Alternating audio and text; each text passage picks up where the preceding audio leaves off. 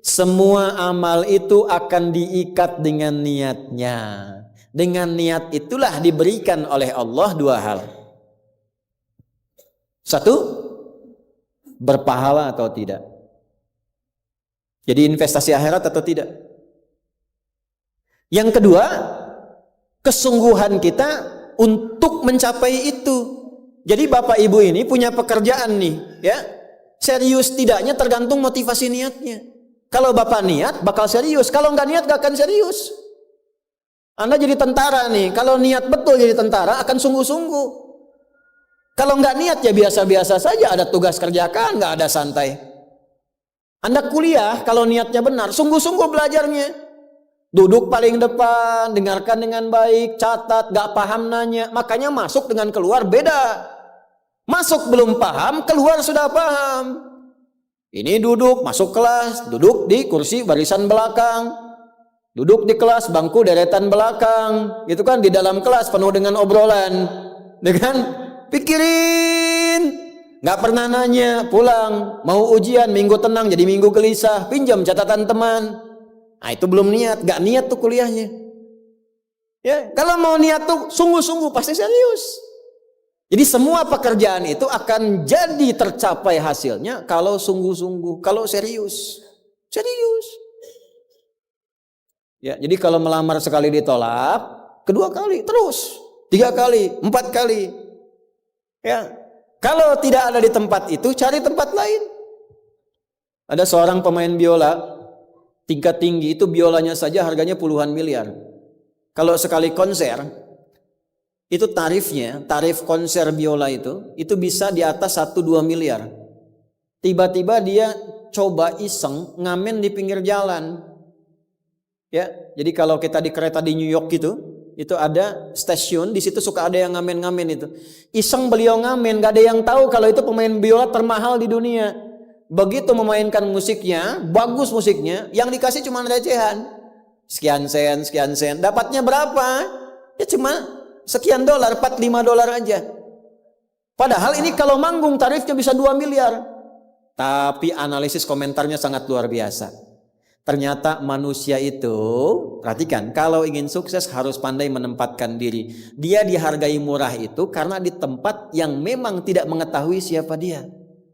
Ketika dia menempatkan diri pada tempatnya, maka berharga nilainya di hadapan Allah. Jadi kalau Anda di satu tempat dianggap tidak bernilai, cari tempat lain. Mungkin di situ bukan tempat yang layak bagi Anda untuk menunjukkan siapa Anda.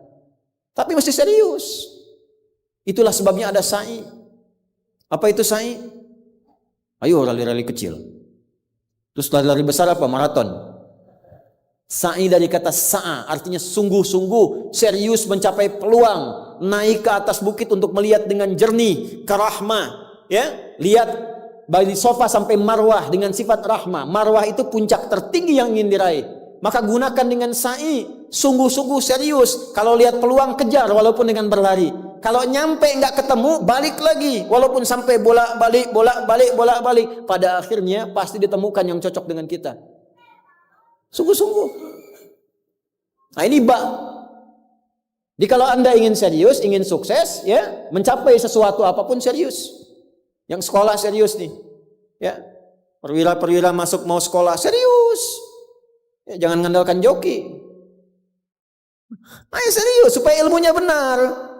Ya, urutkan. Anda juga sama nih yang di kampus-kampus dan sebagainya tuh. Ya, kuliah yang betul. Kan mau Indonesia emas tuh 2045. Bagaimana bisa dapat emas kalau nggak sungguh-sungguh? Itu yang kemarin PON tuh. Kalau nggak serius nggak dapat emas. Nah, yang kedua begini. Kalau cuman pakai yang pertama, yang belum beriman pun dapat itu. Terus faedahnya kita beriman apa? Ya, gini ya. Ini ada yang belum beriman, non-muslim. Kerja serius. Anda sudah beriman, kerja serius juga, sama-sama serius. Dua-duanya sukses. Lalu manfaat imannya apa? Tuh. Ini untuk menjawab pertanyaan begini, Pak abdi teh muslim. Nah, non-muslim teh tiasa sukses, kaya, abdi teh kaya.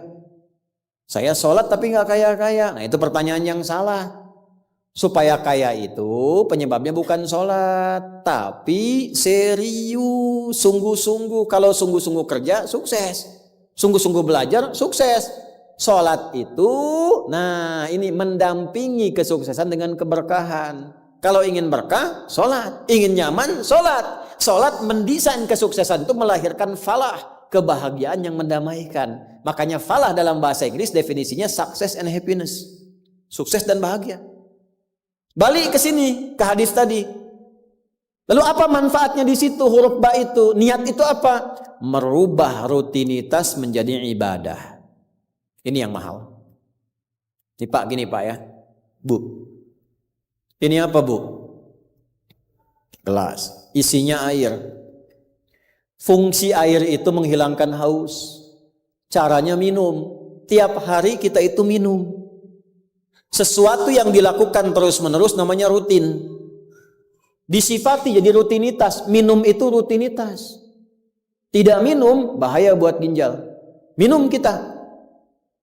Tapi yang kedua begini. Gimana caranya rutinitas itu jadi ibadah? Tuh, minum tapi jadi ibadah. Apa fungsinya ibadah? Supaya dapat bekal. Bekal buat apa? Bekal buat pindah. Pindah kemana? Pindah ke alam baru ketika meninggalkan dunia. Siapa yang akan hidup selamanya di dunia? Ayo angkat tangan. Gak ada. Orang terkuat di muka bumi Firaun. Jaringannya luas, tentaranya banyak, hartanya melimpah, supportnya tinggi. Tapi se-Firaun-Firaunnya tewas juga. Selesai. Nah, artinya apa? Kita akan meninggalkan ini karena kehidupannya sementara. Karena itu bagi orang yang sudah meninggalkan dunia, disebut diumumkan telah meninggal dunia. Nah kita punya iman kalau meninggal pindah kemana? Kan ditanya. Akal kita kan bertanya, ini pindah meninggal dunia, meninggalkan dunia pergi kemana? Kan belum pernah ada yang punya pengalaman ke situ balik lagi. Oh abdi tadi kadinya wih doi, nggak ada. Ya. Harus terjawab. Kalau tidak terjawab bingung kita ini. Harus terjawab. Yang bisa jawab itu siapa? Yang menciptakan kita. Tanggung jawab. Harus memberikan keterangan. Karena itu kalau ada kitab suci menerangkan dengan sempurna. Setelah di dunia ke sini keadaannya begini, bekalnya begini, dari situ ke sini prosesnya begini. Ini menunjukkan kitab suci itu benar dan sumbernya dari Sang Pencipta. Dan berita baiknya, Alhamdulillah. Alhamdulillah, silahkan riset, silahkan komparasikan. Secara ilmiah, riset. Hanya Al-Quran yang menerangkan itu dengan sempurna. Dari dunia pindahnya ke sini. Alamnya disebut dengan kubur. Pemisahnya disebut barzakh. Di dalamnya ada begini. Dijelaskan oleh Nabi rinci. Kalau begini, begini. Kalau begitu, begitu. Selesai itu nanti bertahap seperti ini. Terjadi kiamat begini. Rinci. Kalau itu karya manusia, mustahil ada satupun manusia yang bisa berbuat seperti itu. So.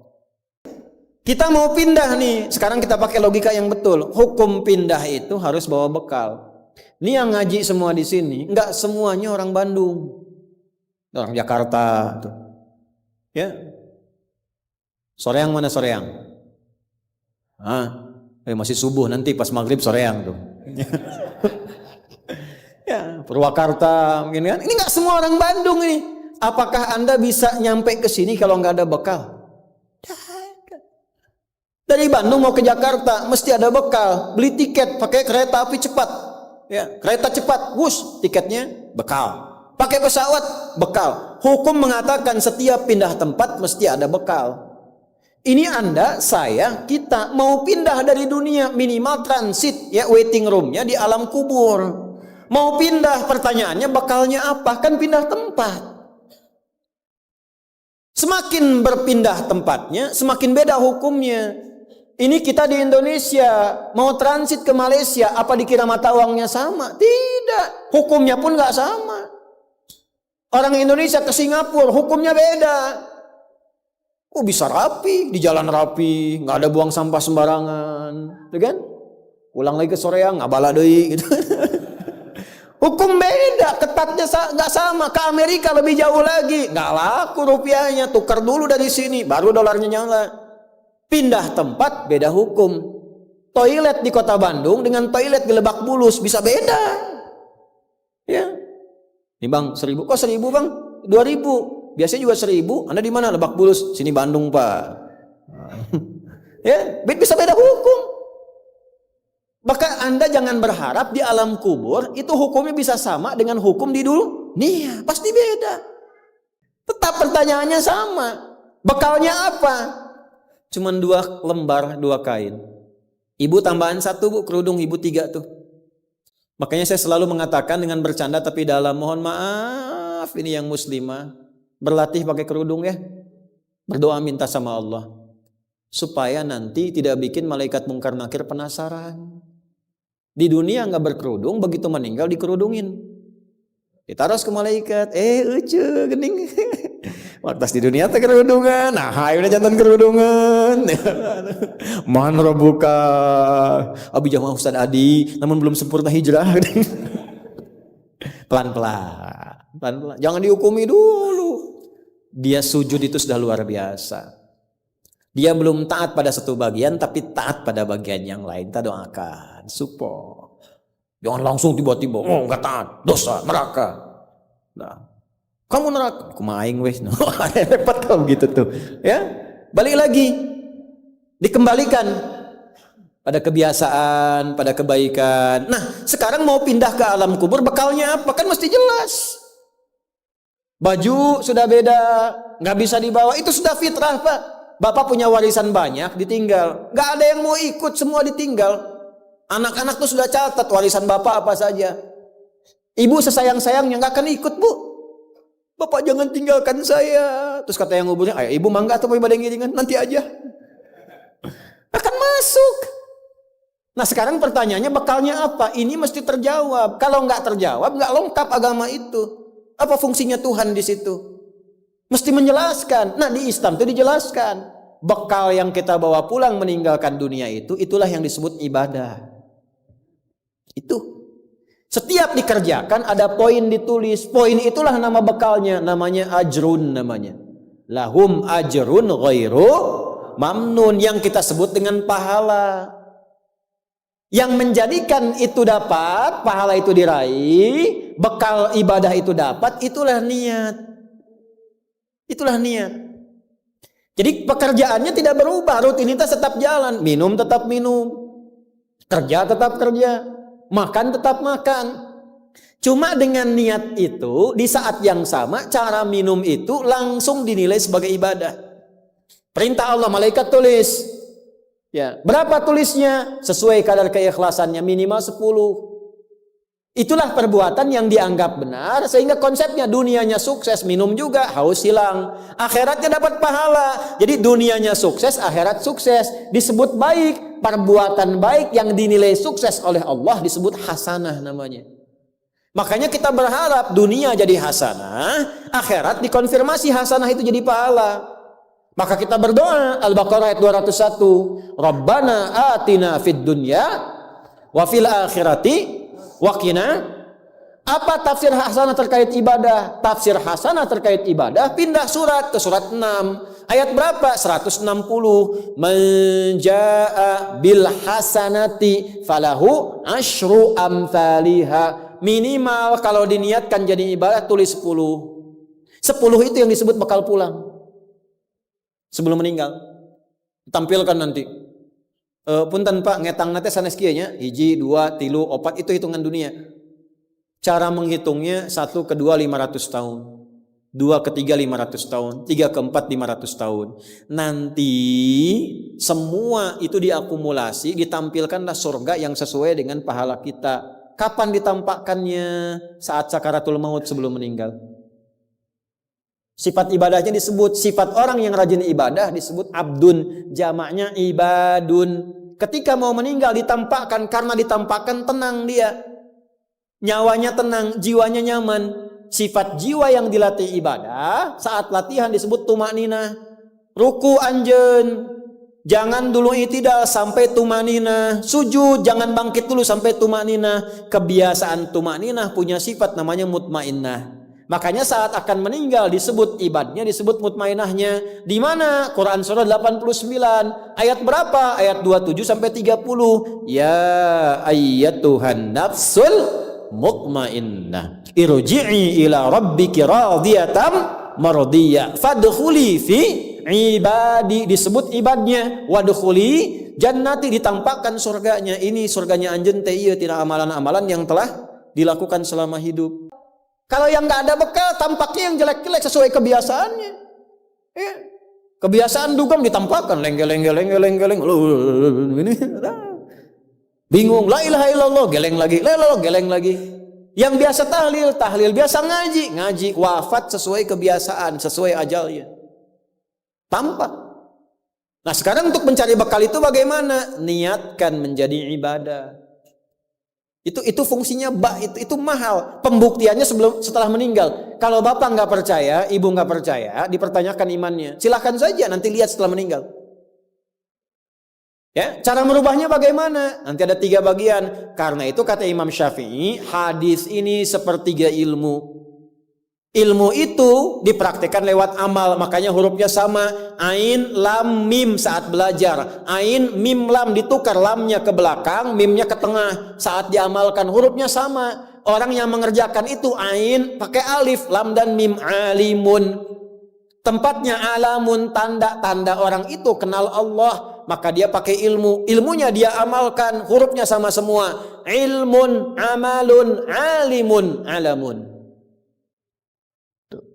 Allah disebutnya apa? Rabbil alamin, jama alhamdulillahi rabbil alamin. Jadi kalau kita pakai ilmu, gunakan. Begitu digunakan, tuliskan pahalanya. Kata Imam Syafi'i, hadis ini sepertiga ilmu. Karena ilmu itu ada 3. Ilmu tentang lisan, ilmu tentang perilaku tubuh bagian luar, ilmu tentang hati. Semua perilaku kita bergantung 3 hal tadi. Contoh lisan. Panitia, kalau ada teh manis bagus banget itu. Enggak, ini contoh, bukan minta. Enggak, ini saya sudah ada minuman, enggak usah bikin teh manis. Contoh aja, contoh, ya. Kalau ada teh manis bagus banget itu. Itu lisan. Begitu lisan keluar, panitia langsung mikir, aduh, enggak dibikin tadi katanya. Maka coba di belakang dibikin, walaupun ustaznya bilang contoh, langsung bikin misal contoh gitu kan. Itu lisan. Kerjakan, siap kerjakan, komando, jalan, lisan. Jadi perilaku kita kadang bergantung lisan. Makanya ada ayat dan hadis tentang lisan. Hati-hati. Kepleset lisan lebih parah dibanding kepleset kaki. Bapak kepleset kaki bisa diluruskan lagi. Kepleset lisan lama Pak. Prajurit keluar dari sini, caci maki itu panglima tuh. Jangan dipotong videonya ya, contoh ini mah, contoh. Kepleset lisannya, selesai karirnya. Kepleset kakinya, masih bisa berjalan. Maka lisan tuh ada hukumnya sepertiga bagian hidup kita. Kedua nih, ujung kepala sampai ujung kaki, tangan bergerak, kaki melangkah. Hati-hati. Itu semua ditentukan oleh apa? Ini kolbu, amalan hati. Bapak tahu dari mana kalau orang yang senyum itu senang pada Bapak? Bagaimana taunya? Boleh jadi dia iri hati, di hatinya itu ada sesuatu. Nah, karena manusia bertindak dari 3 bagian ini, maka Imam Syafi'i mengatakan, inilah hadis sepertiga ilmu. Kalau paham hadis ini, sepertiga kehidupan kita tuh hatam. Kuncinya apa? Niatkan semua hal itu menjadi bagian ibadah, maka